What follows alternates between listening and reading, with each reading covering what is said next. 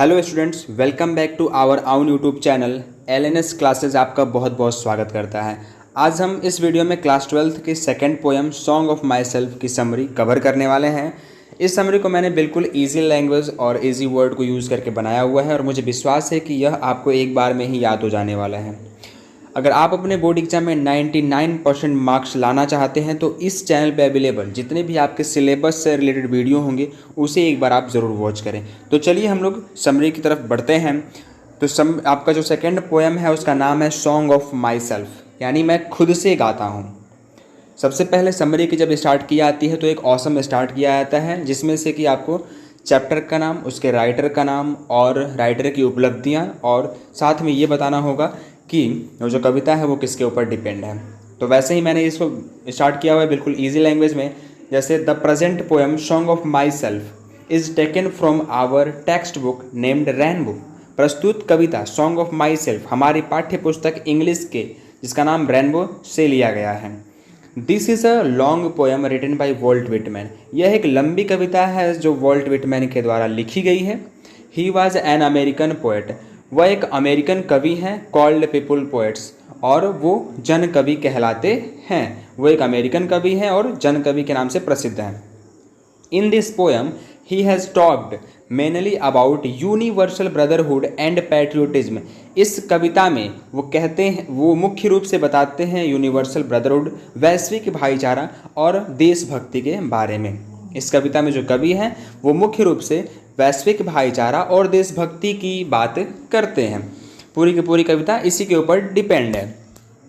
Next paragraph आप change करके लिखते हैं, the poet says that he celebrates himself and Singh himself. जो कवि हैं वो कहते हैं कि मैं खुद खुशियाँ मनाता हूँ और खुद गाता हूँ, एंड और does not think other person different from him, और मैं नहीं सोचता कि जो दूसरे लोग हैं वो मुझसे अलग हैं। ये फर्स्ट लाइन में कवि ने कहा है कि मैं खुद खुशियाँ मनाता हूँ और खुद गाता हूँ और दूसरों लोगों को मैं ये नहीं सोचता कि वो मुझसे अलग हैं।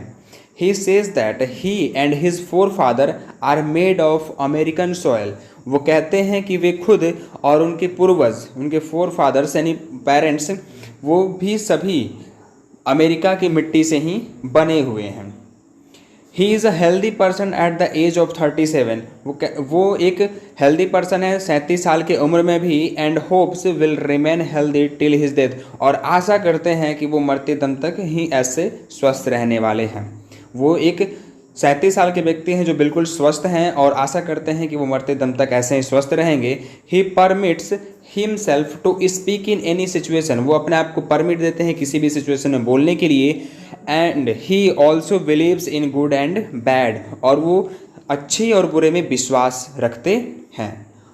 वो एक 37 साल के स्वस्थ व्यक्ति हैं और वो आशा करते हैं कि वो मरते दम तक स्वस्थ रहने वाले हैं, और वो अब किसी भी कंडीशन में, किसी भी सिचुएशन में बोलने के लिए खुद को परमिट्स देते हैं, और वो बिलीव करते हैं गुड एंड बैड में, अच्छे और बुरे में वो विश्वास रखते हैं।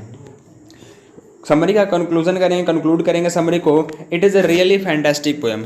इस तरह से यह एक कविता बहुत ही फैंटास्टिक है, बहुत ही बेहतरीन है। वॉल्ट विटमैन इन विच, इसमें वॉल्ट विटमैन ने बहुत ही बुद्धिमानी से, he has Brainly talk about his wishes and freedom of speech.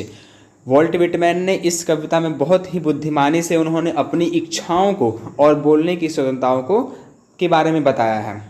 It has also a rhyming tone. यह एक राइमिंग टोन का मतलब होता है लय में कविता है जो रीडर को अट्रैक्ट करती है अपनी तरफ इस कविता को पूरी के पूरी पढ़ने के लिए। यह एक राइमिंग टोन के अंतर्गत आता है जो रीडर को अट्रैक्ट करता है अपनी तरफ।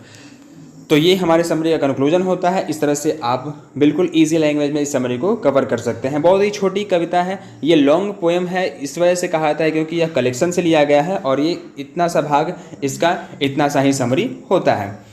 तो मुझे विश्वास है कि आपको ये समरी पसंद आई होगी और बहुत ही ईजी लगा होगा। तो मिलते हैं हम लोग अगले वीडियो में, तब तक के लिए take care and bye bye.